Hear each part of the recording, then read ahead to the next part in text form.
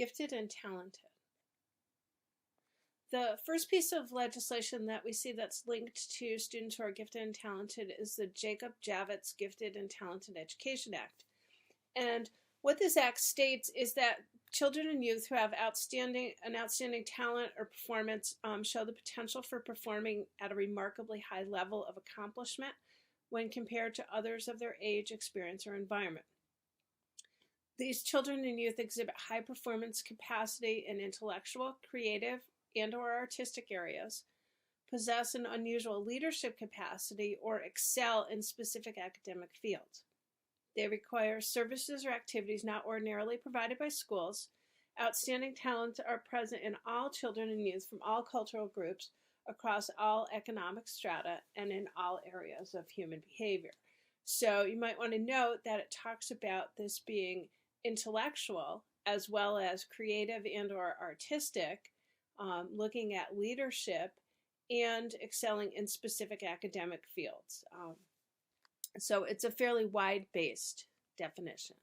The Connecticut definition of giftedness states that children requiring special education, which in many states, students who are gifted and talented are considered to be students who would receive special education services.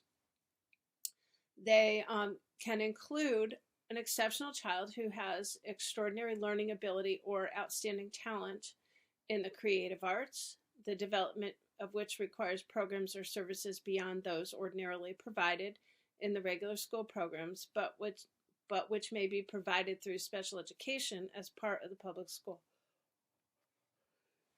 It also means a child identified by the planning and placement team as possessing demonstrated or potential abilities that give evidence of very superior intellectual, creative, or specific academic capability, and needing differentiated instruction or services beyond those being provided in the regular school program in order to realize their intellectual, creative, or specific academic potential.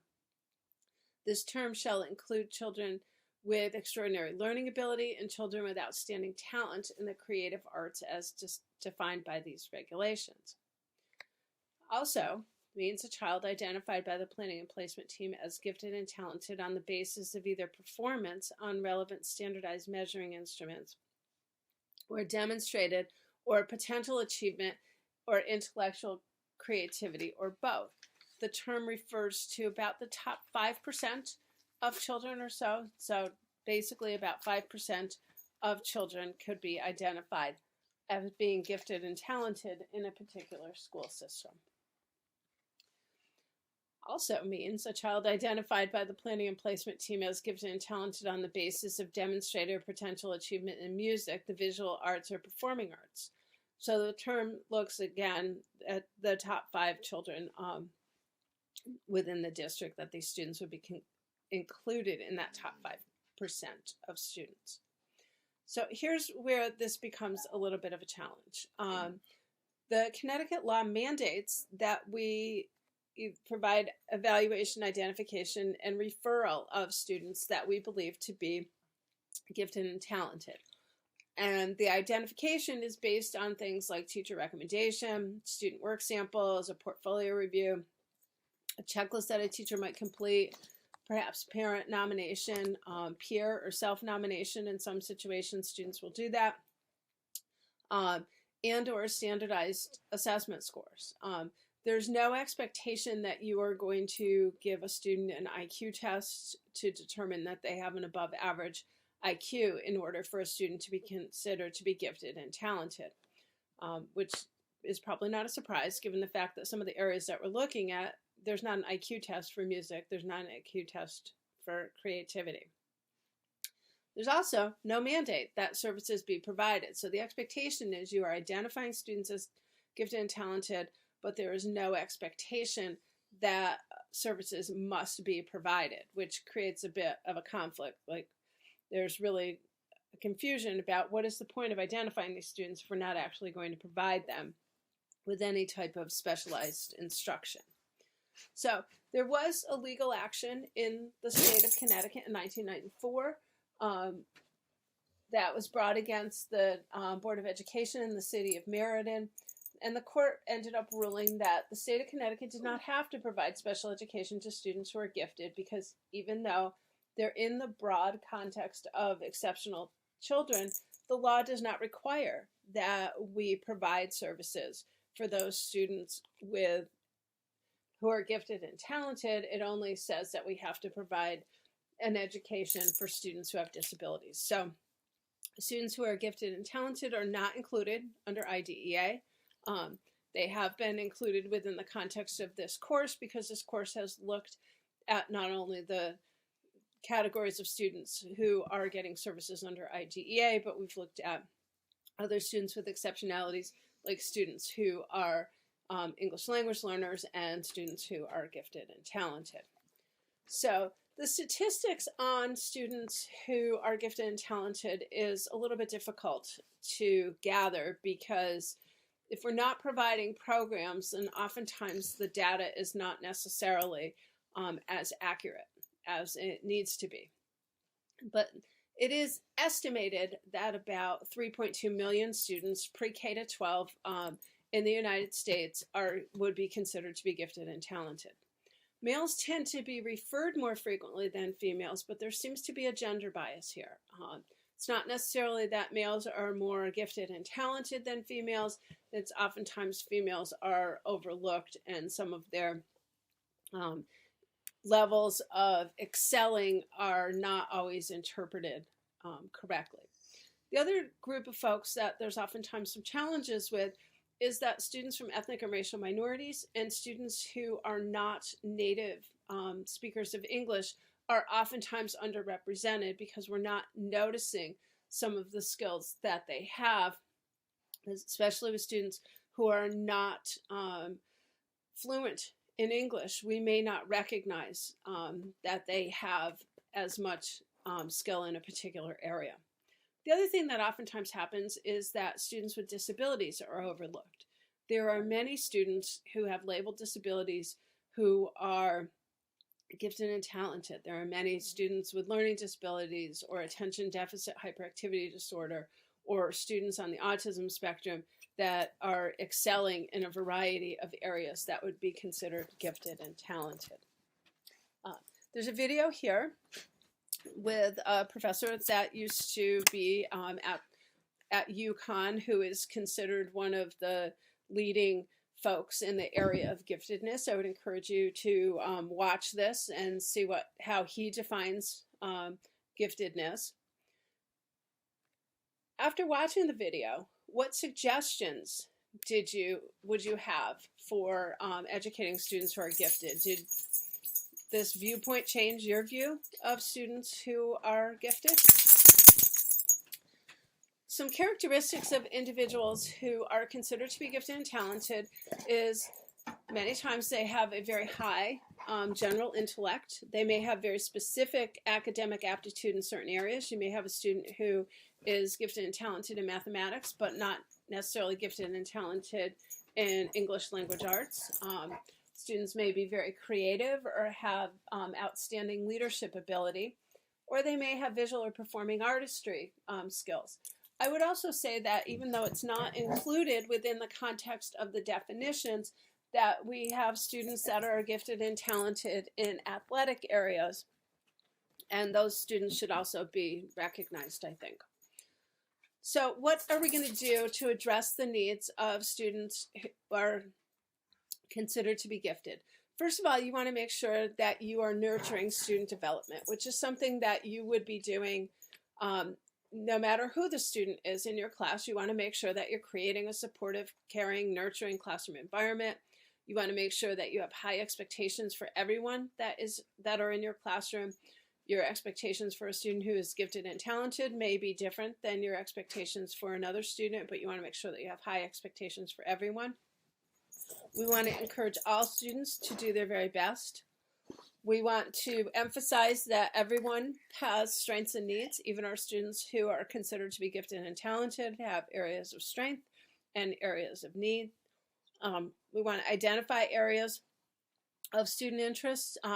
Oftentimes when we find those areas that students are really interested in, we start uncovering some of their gifted and talented areas. We want to look at recognizing hidden giftedness. So we want to make sure that we're looking at students' performance on a variety of academic tasks. We want to make sure that we are keeping in mind certain factors such as students who might have memory problems or students who are not native English speakers, that we're not masking their strength in a variety of areas by only looking at what might be considered to be an area of need to either improve their memory or to be gaining more English language skills does not necessarily mean that they are not gifted or talented in particular areas.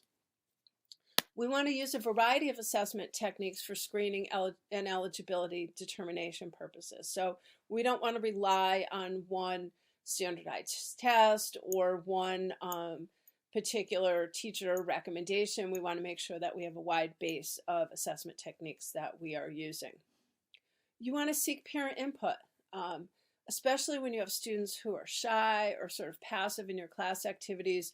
A lot of times they are overlooked, and they may be students who have hidden giftedness and we're not necessarily even paying attention to that. I think with the advent of using more and more technology, we're starting to find that students who tend to be shyer in class may be more willing to engage or show us some of their knowledge base when we are using using technology instead of asking them to maybe speak directly in class. Another thing we want to think about is we want to make sure we're providing appropriate levels of services. So we really need to think about who that student is, what their particular style is, what their cultural background is. Sometimes very high reliance on special ability group work may not be something that students have a preference for. So they may not want to be pulled out to work with another group of students. Another thing that we need to think about is that we want to make sure that whatever it is that we're offering is not in conflict with the student's family and personal beliefs. We may find that there are students from particular groups that the family does not like it or does not find it to be appropriate that one person is being seen as perhaps better than others, that's not something that's acceptable within the context of that family. So drawing extra attention to that child's areas of giftedness and talent may actually create other conflicts within the family. In some cultural groups, there's certain times and places where we expect people to be quiet and passive, and that's not necessarily what you're looking for when you're trying to pull out some of the students' skills and understandings. So you need to make sure that you are asking the student to give you their knowledge in ways that don't conflict with their cultural beliefs. Another thing we want to think about is we want to make sure that we provide a challenging curriculum. And you can do this through a technique known as curriculum compacting. So when you find out in advance what a student already knows about a particular topic area, you can give them the Cliff Notes version of what it is that you're going to teach. You can smush all of it into a really short, concise, piece of information, maybe one day's worth of information that you've covered 2 weeks worth of content, and then they can move on and start doing other things. So some students might want to do things with independent projects. Some students might want to do things that are collaborative with other students. One of the things to keep in mind is sometimes students who are gifted and talented will get really excited about a particular project that they're engaging in, but they won't know when to stop researching whatever it is that they're looking at. So helping them with timelines, helping them with a clear beginning and end is helpful. Otherwise, sometimes they don't actually finish things, and that can be a real problem with individuals who are gifted and talented. They get really excited and interested in something, but they don't always necessarily come to a complete end and a conclusion to whatever it is that they're doing, because we have not necessarily given them some really clear guidelines. We want to make sure that students have opportunities to take risks and expand their skills. One of the things that happens quite frequently with students who are gifted and talented, especially when we're not challenging them appropriately in the classroom and everything is coming really easy for them, is that they have no experience with failing. They don't know what it's like to not be successful. So we need to make sure that we set the stage, that we challenge them in appropriate and supported ways to actually be able to fail, because at some point in time in their future, they will not always be able to do everything. And one of the things that will happen is if they're so accustomed to always having things come easy, when things get too hard, they'll just stop. So some videos for you to take a look at, some strategies and ideas that you can kind of put it all together as you are supporting a student who is gifted and talented in your classroom.